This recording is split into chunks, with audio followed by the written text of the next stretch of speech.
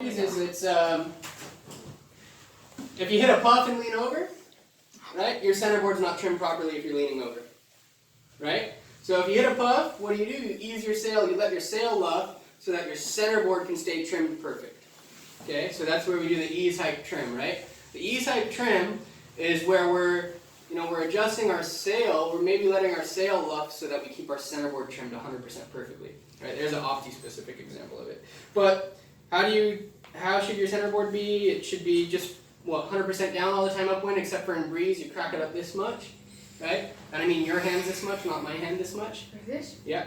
And when you're really overpowered, right, you can pop it up a little bit, rake it back as well.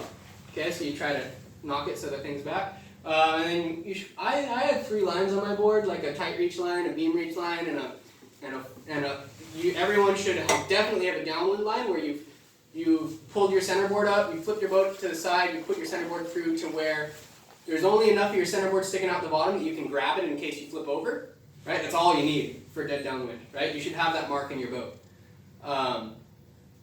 So you pull it up and you see it at the top of your centerboard trunk and you know exactly where your centerboard is, right? So you can have a few marks so that you know when you're inside your boat how much of your centerboard is underneath your boat still, right? And that's just another place. You're having settings, you're having measurement, you're being precise, right? And you do it over and over again to figure out what's the best way for everything to be, okay?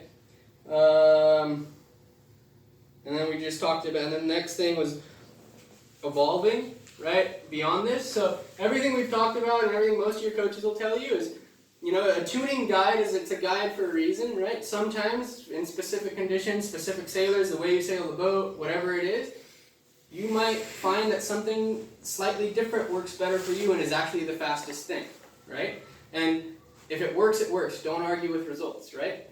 But you just do the same process, you do the same speed test process, you do the same work to get there. So don't